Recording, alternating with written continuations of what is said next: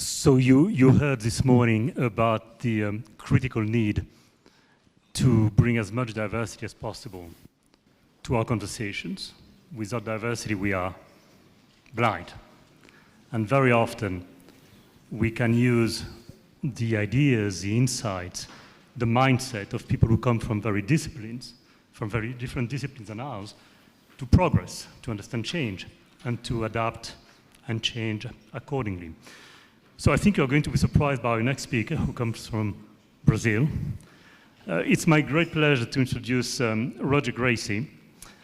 Roger has a phenomenal background, which we are going to investigate in terms of what it can generate in terms of insight, understanding for all of us.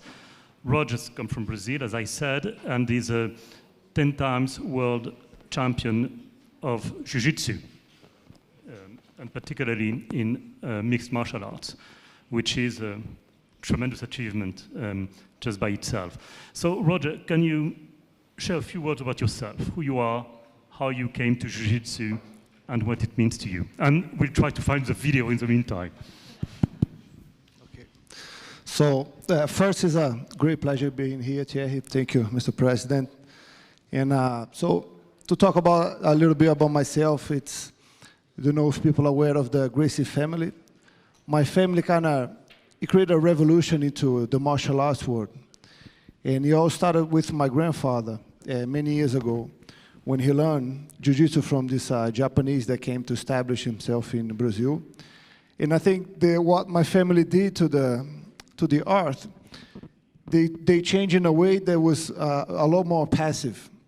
They took all the aggression of fighting because they were all very small. I know when I tell people, you know, I weigh 100 kilos, but you know, my grandfather had 5 brothers, and they were all small people. They had like 60 kilos, 62 kilos.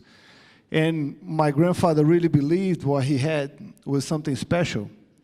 So he wanted to prove how efficient jiu-jitsu is to the world, to people. And the only way to do that is fighting other people. So back in Brazil, they used to go to the newspaper and challenge anyone who would like to have a fight with them, for them to prove that they are, you know, what they have is special. They are the best fighters. And they used to, you know, they got very famous, challenge people and winning. And the whole process started by fighting other people and win. And they create events in Brazil and then they start challenging all the martial artists. Every single martial arts, karate, kung fu, boxing, anything, and they were winning. But the way they were winning is to let the opponent get tired by trying to win, and when they had no energy, and then they easily submitted. And the way that jiu-jitsu is very strong, the only way that you can really overcome someone which is 30 kilos bigger than you is being very close contact and taking the fight to the floor. Otherwise, it's impossible. The strongest possible will win.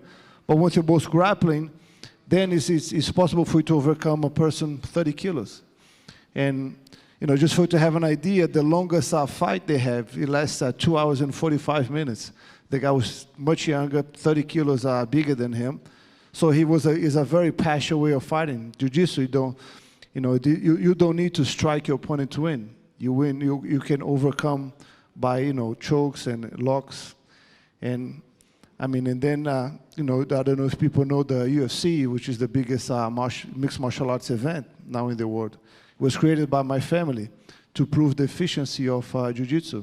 And one of my cousins, Royce, and he was fighting, you know, the first 3 and 4. He was fighting everyone, all the different disciplines in martial arts, and he was winning. He was very skinny. He used to get in the cage wearing a kimono, and he shocked the world because before them, everyone understanding of fighting is stand up and strike, right? If you think about fighting, you're standing up and exchanging striking with your opponent. When you go to the floor, it's like, it's weird to see both people grappling. But that's what they used to do. They became specialists in on the ground fighting. And they, you know, create a revolution into the martial arts. But my family was very big. You know, initially there were 5 brothers. My grandfather had 21 kids. So we have a very long tradition of kids. So, I say I'm not part of a family, I'm part of a clan, It's generations of fighters. And, I grew up in that environment. And, when the family gathers, we're in the mat, fighting and exchanging techniques. And, I became one of them. I dedicated my life to the martial arts, to fighting jiu-jitsu, and, till I decided to stop. Can you shed some light on the importance of a family business? In many respects, jiu-jitsu was part of your family DNA. Your grandfather started it. You told us about this very expanded, large family, all doing jiu-jitsu. How important it is in terms of achievement to have it in your DNA, part of your blood. Did it help you, or was it maybe an impediment because there was so much competition within the family that you found it hard to practice and excel?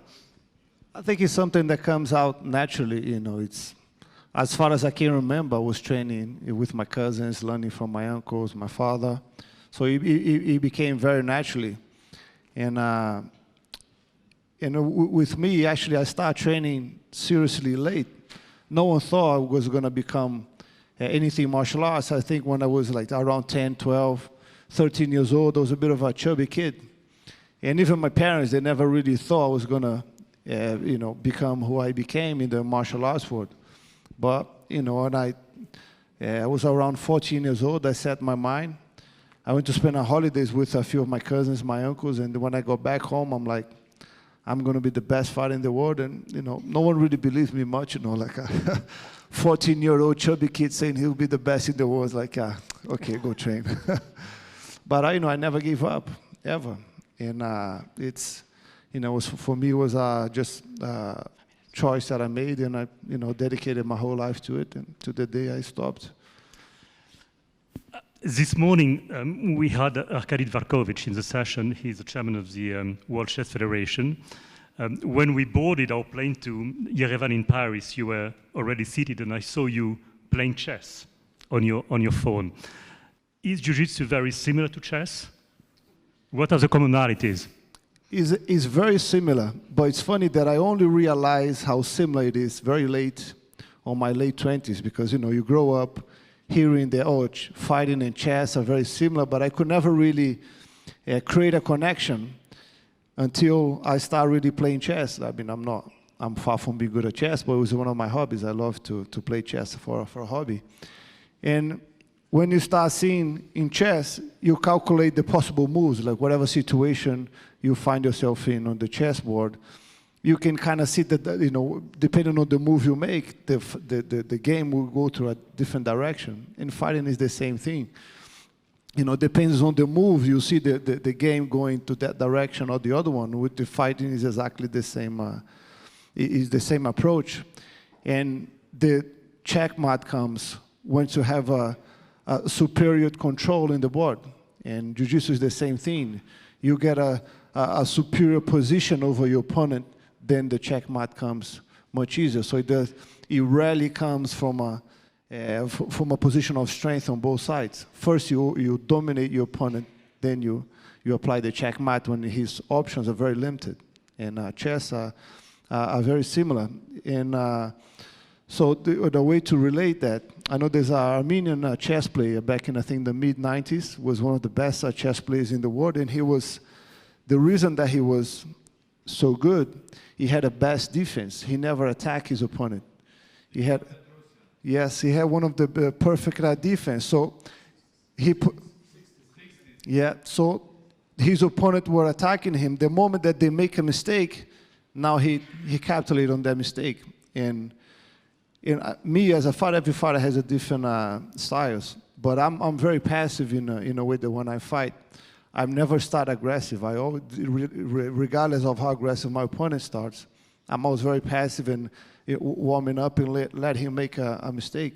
So my last fight of my career, I fought. I was already sort of retired, and then there was this other champion, the heavyweight champion, that was dominating the fighting scene, and I decided to fight him as my last fight. He's 10 years young. He's 10 years younger, about 15 kilos heavier, and I used exactly the same strategy. I was very passive in a way that he became very aggressive. The moment that he made a mistake, and then I capitalized that mistake, and I won the fight. So, for you to see the similarity of, chess and jiu-jitsu. Good, good, good. The video is now ready. So as an interlude, we're going to watch it, and then we'll pursue our conversation.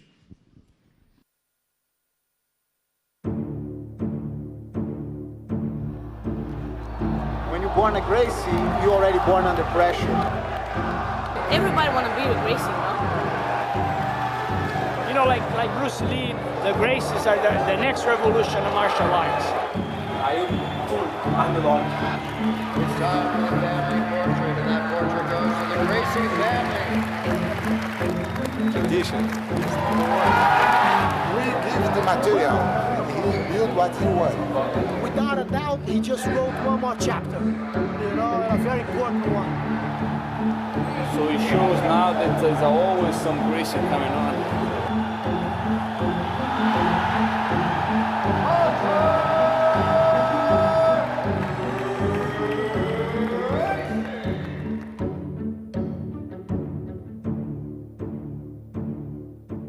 Referee Yuji Shimada calls to hold this bout. 2 minutes, 13 seconds of round number 1. For your winner, by submission, via arm triangle choke.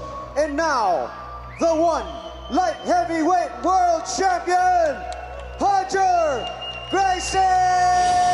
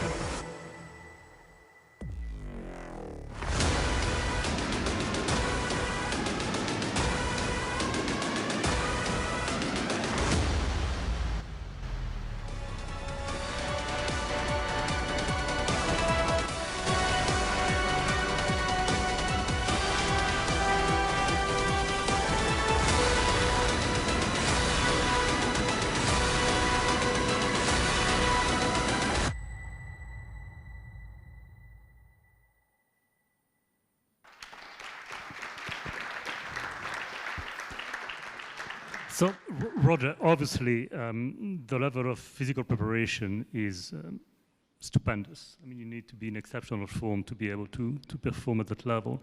But can you share with us some insights regarding your mental preparation for these fights and world championships? Yeah, I think some people, they need to, prepare the mind for it. Some people, they are born with a strong mind, and I think every true champions in their areas, they are born with that type of mind, in my opinion. I think it can be trained, of course. Some people, they get psychologists, to strengthen their mind.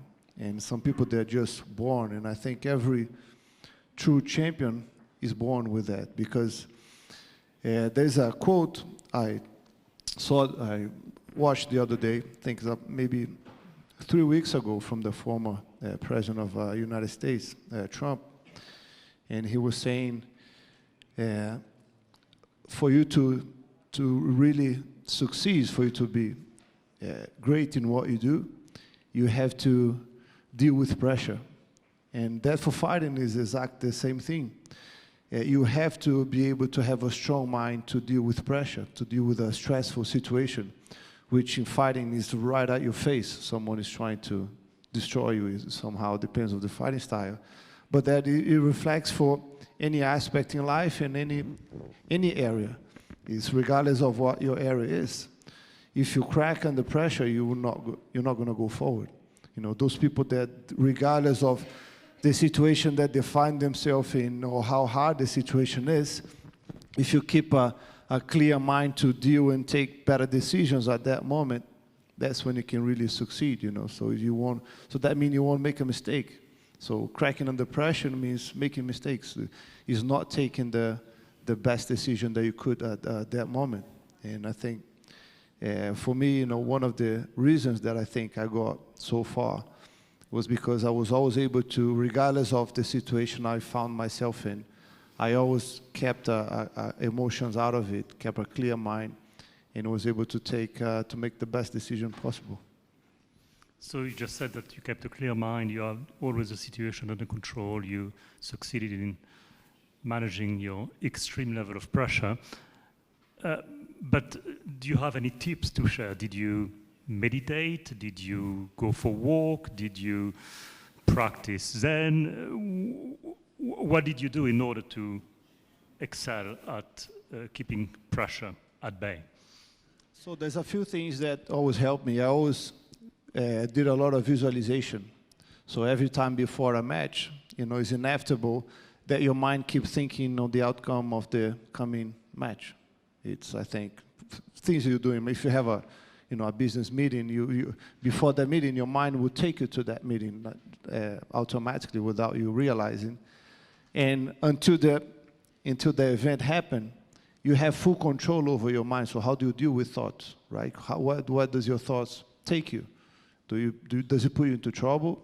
So every single time I was thinking about my matches coming up, I imagine myself fighting my opponents. And regardless of what happened, I was always winning, always winning.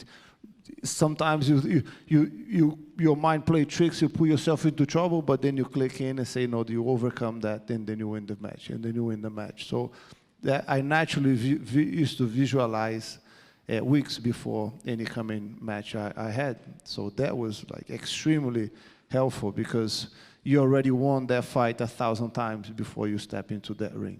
So I think that it gives you a strength. And of course, you need to prepare physically because the mind only takes you so far.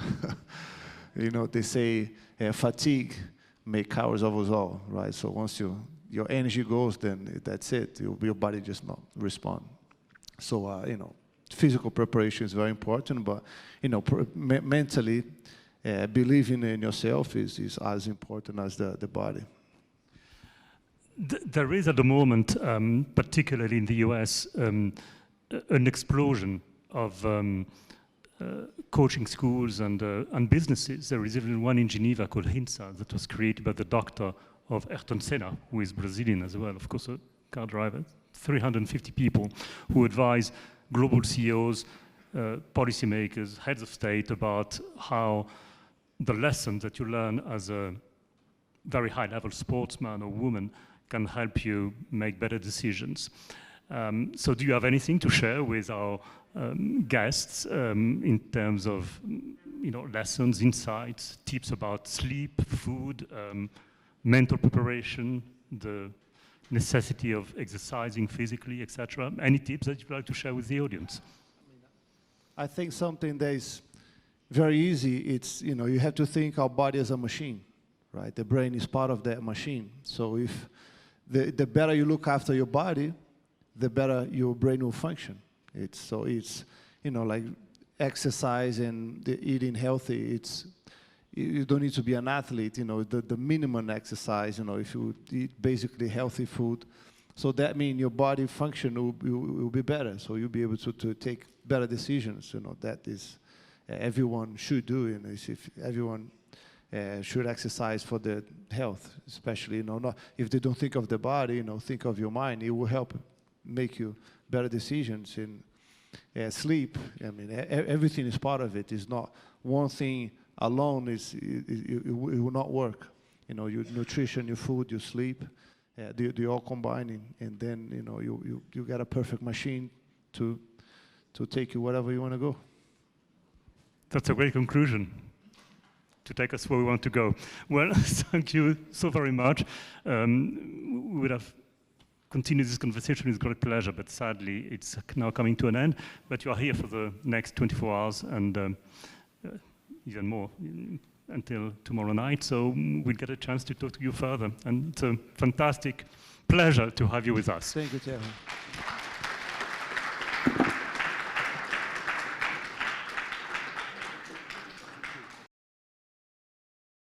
Yeah, I mean, I was very pleased to be invited to speak here in the summit with such a great number of personalities. So, it was, for me to speak here, I'm very pleased.